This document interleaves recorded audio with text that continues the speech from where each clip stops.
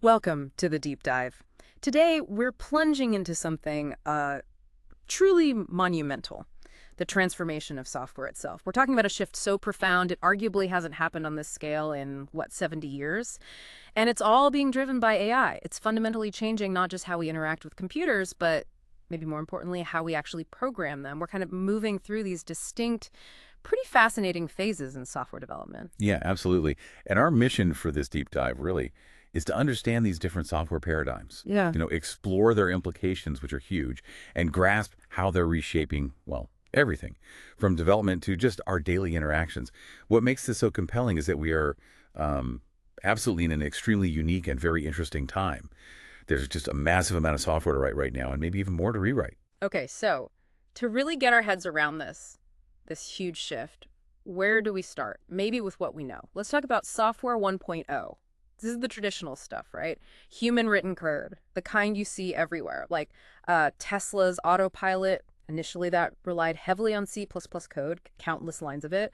If you picture a map of GitHub, that's basically it, all this human written, explicit instruction code. It's the foundation. Exactly. That's the bedrock. And then what's really remarkable is how that evolved into software 2.0. So instead of humans writing every single instruction, here we're talking about neural networks. The code isn't lines written by people. It's the patterns learned and stored in the network's weights. It's fundamentally different. You're not writing rules. You're feeding it data, tuning data sets to train these networks. And just like GitHub is a place for software 1.0, you got Hugging Face emerging as the sort of GitHub for 2.0. They even have tools like Model Atlas that visualize these models. You see that giant circle, that's Flux, image generator, all its parameters. Every time someone fine-tunes it, it's almost like a Git commit in this new 2.0 world. Okay, so 1.0 is explicit human code, 2.0 is trained data in neural nets. What's next? You've mentioned software 3.0 as something truly unique. What makes it so different? How are we programming that? Right, software 3.0. This is, well, it's astonishing, really. It introduces a new kind of computer where large language models, LLMs, are programmed using prompts. And the really remarkable thing, these programs are written in natural English, plain English. You think about it like this. Sentiment classification, software 1.0. You write Python code, lots of rules, maybe some libraries. Software 2.0. You train a neural net on examples of positive and negative text, but software 3.0, you just ask the LLM, classify this sentiment in English. It's a completely different way to interact. It's not just in your paradigm, it's programming in our native language. This idea of programming in English, it actually became my pinned tweet for a while because it resonated. It blew a lot of minds when it clicked. That is a powerful idea. And, it reminds me of something I saw firsthand. Back at Tesla, working on autopilot, we literally watched software 2.0. Those neural networks just eat through the software 1.0 stack. As the nets got bigger and better, huge amounts of C++ code, the old 1.0 stuff, were just deleted because the neural nets could suddenly handle things like stitching camera views together over time, things that were previously explicitly coded. It was incredible to watch. So seeing that happen, do you see 3.0 doing something similar now? And what does that mean for people getting into the field? Oh, absolutely. We're seeing that exact pattern repeat. Software 3.0 is starting to consume parts of 1.0 and 2.0. Yeah. And you hit the nail on the head regarding new folks.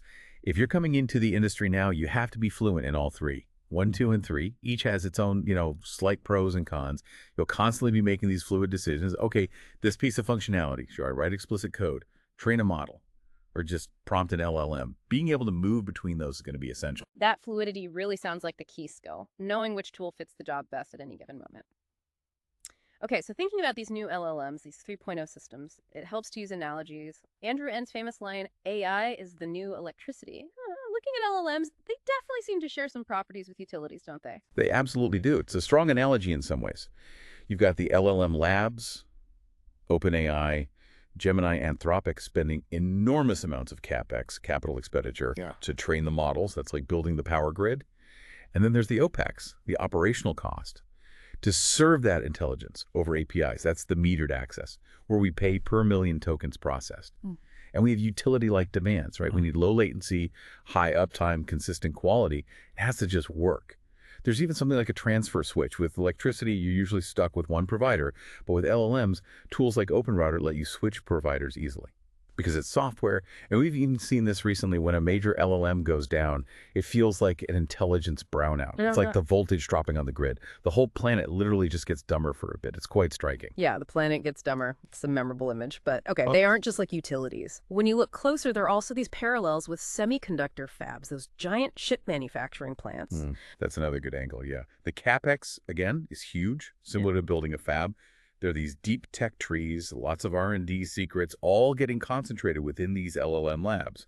Now, the analogy gets a bit muddy because software is, more malleable than hardware. It's harder to defend. But you still see parallels. Think about the incredibly complex secret processes for shrinking transistors down. That's like the specialized techniques for building these massive compute clusters for LLMs. You can even say NVIDIA is kind of fabless, focusing on the GPU architecture, the software side of things, whereas Google building their own TPUs is more like the old Intel model, owning the underlying compute stack. Interesting parallels. Yeah. Utility, fab. But for me, the analogy that feels the most right, the most compelling, is thinking of LLMs as operating systems. What makes that comparison click so strongly for you? I think this one makes the most sense because LLMs aren't just simple commodities like power or water. They're incredibly complex software ecosystems. And the structure looks a lot like operating systems. You have a few big closed source players like Windows or Mac OS in the OS world. And then you have open source alternatives bubbling up. The Llama ecosystem could potentially become the Linux of the LLM space. The LLM itself is kind of like the CPU, the context window.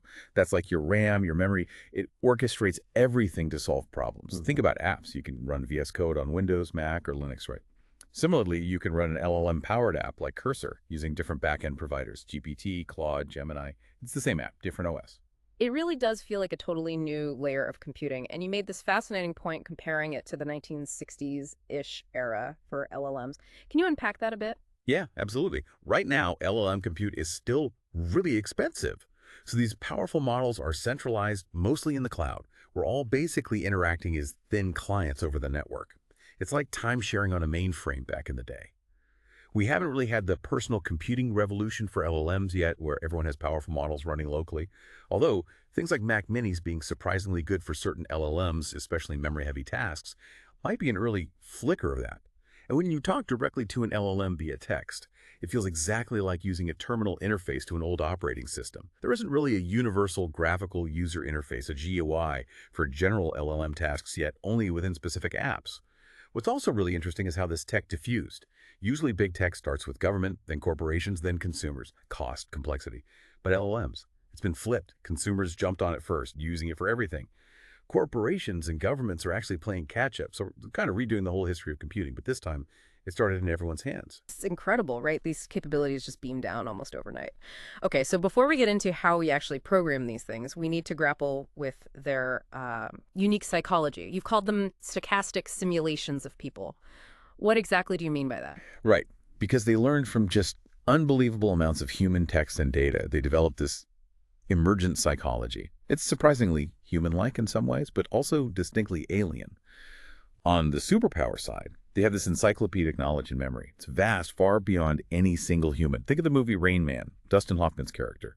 An autistic savant with perfect recall for phone books, complex calculations. LLMs are a bit like that. They can pull up obscure facts, remember details from vast amounts of text, recall SHA hashes, things no human could possibly hold in their head. Wow, so incredible superpowers. But they also come with some pretty significant cognitive deficits, as you call them. What are the key limitations we really need to understand? Yeah, definitely. First off, they still hallucinate. They make stuff up. They don't always know what they don't know. It's gotten better, but it's still there. Then there's what's called jagged intelligence. They can be superhuman at, say, coding or writing, but then make mistakes a child wouldn't, like insisting 9.1 is bigger than 9.9 because 11 is bigger than 9, or spelling strawberry with 2 R's. These weird basic errors. Another big one is what I call anterograde amnesia. They don't learn or build context over time like a human colleague does. Their context window is like working memory. It holds info for the current conversation, but then it gets wiped. It's like the characters in movies like Memento or 50 First Dates. Their underlying knowledge, their weights are fixed, but their recent memory, the context window, gets reset constantly. And finally, security. They can be quite gullible, easily tricked by prompt injection, and there are risks of them leaking sensitive data they were trained on or given in the prompt. It's really strange, isn't it? Seeing something so smart make such basic blunders. So what does this all mean for us? We've got these systems, superhuman powers, but also these deep flaws.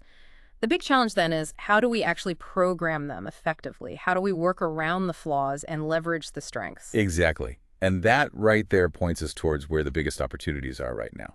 Okay, so given all that, the unique psychology, the jagged intelligence, the amnesia, where are the biggest opportunities? You mentioned partial autonomy apps being key. Tell us more about that. Right. So take coding again. You could just chat with an LLM, copy pasting code snippets and error messages back and forth. Tedious. Or you could use a dedicated application, something like Cursor, the code editor that integrates AI.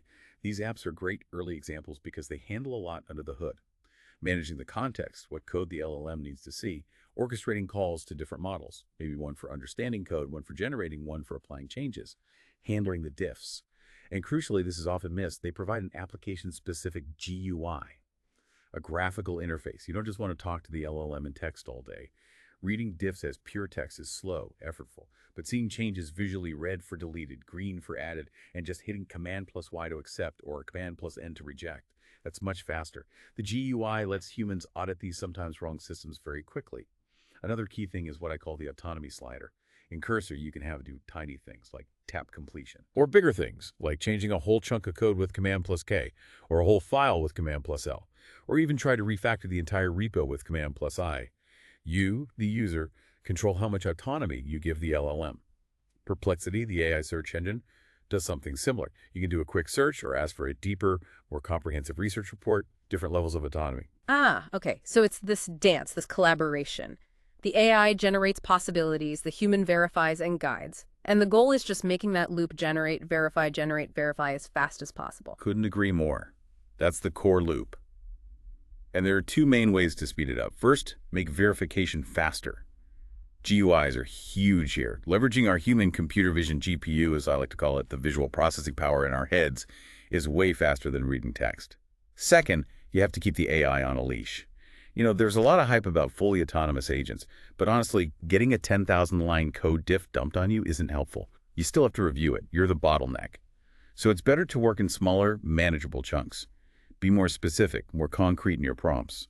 This increases the chance the AI gets it right, making verification easier and faster.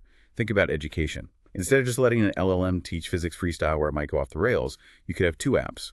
One for a teacher to create a course syllabus, an auditable plan, and another for the student to learn from that structured material. Keeps the AI focused on a leash. That makes total sense. It really resonates with the autopilot experience at Tesla. I mean, that took 12 years of development, and it's still partial autonomy, still requires human oversight. So yeah, when people say 2025 is the year of agents, I get a little skeptical. It feels more like this is the decade of agents, a gradual progression. Precisely. I like the Iron Man suit analogy here. Hmm. Tony Stark's suit is both an augmentation he drives, enhancing his abilities, and sometimes it acts as an autonomous robot. Right now, we should be focusing less on building fully autonomous Iron Man robots, which are often just flashy demos, and more on building the augmentations that humans drive. That means focusing on those partial autonomy products, designing really good custom GUIs and UI UX to make that generate verify loop super, super fast. Okay, this brings us to a really mind-bending idea. If natural language, plain English, is becoming a programming language, does that mean everyone is now effectively a programmer? It kind of does, yeah. It enables this thing called vibe coding. People building custom software solutions without years of formal computer science training, just sort of winging it, telling the AI what they want. There was this wholesome video going around showing kids doing exactly this, just vibe coding cool stuff. It's like a gateway drug to software development for a whole new generation. It's fantastic. I've even tried it myself. Yeah. A while back, I managed to build a basic iOS app using Swift, a language I absolutely do not know, in like a day, Yeah. just by prompting an LLM. And more recently, this little app called Menuginen, you give it a photo of text, like a restaurant menu, and it generates nice-looking menu images. It's actually live at menu.app. And that Menuginen example highlights something critical, doesn't it? The Yeah. code part, the vibe coding with the LLM. That was actually the easy part, right? Took maybe a few hours. The really hard part, the part that took a week, was making it real. Adding user authentication, handling payments, getting the domain name set up, deploying it. None of that was really code in the traditional sense. It was mostly just clicking around in web interfaces, fighting with configurations, painful DevOps stuff. Exactly. It was so frustrating. Which leads to the obvious crucial question. If all that clicking stuff is the bottleneck, can we just build for the agents? Can I just tell an agent, hey, set up payments for this app and have it do the clicking? This is a huge realization. Agents, these LLMs acting autonomously, are becoming a new kind of user, a new consumer and manipulator of digital information. They're like human-like entities navigating the internet, needing to interact with our existing infrastructure. So yes, how do we build for them? Think about robots.txt for web crawlers, telling them what pages not to scrape. We probably need an LLM.txt, just a simple markdown file in a domain telling an LLM, here's what this site is about, here are the key APIs, etc. Much easier for an LLM than trying to parse complex HTML designed for human eyes. Documentation needs a massive overhaul too. Right now it's full of lists, bold text, pictures great for humans, terrible for LLMs. We're already seeing places like Vercel and Strike making their docs more LLM-friendly, often using clean markdown. Like that Menemum library example, the one for programmatic animations. If the docs are clean markdown, you can just copy-paste them into an LLM, describe the animation you want, and it can vibe code it because it understands the instructions, and instructions need to change. Instead of click this button, documentation should provide the equivalent curl command that an agent can execute directly. We're seeing tools pop up to help with this. Git ingest concatenates a whole GitHub repo into one file for an LLM. DeepWiki uses an LLM to analyze a repo and build documentation automatically. The point is, while LLMs will eventually get better at clicking stuff like a human, that's still computationally expensive and error-prone.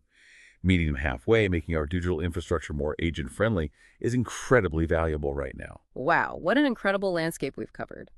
Software itself is fundamentally changing. These LLMs acting like operating systems from the 60s, yet available to everyone. Powerful, superhuman in ways, but also flawed, almost like digital spirits we have to learn to work with.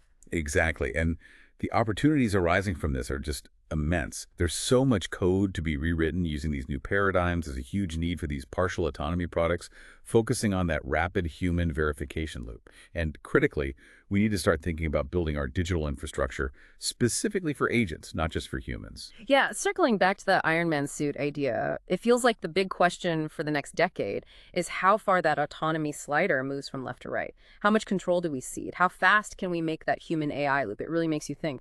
What does a collaborative diff even look like in a tool like Photoshop? How will all the traditional software we use every day adapt to become accessible, programmable by these LLMs? Something for you, the listener, to consider. How will you start making your own work, your own products and services partially autonomous?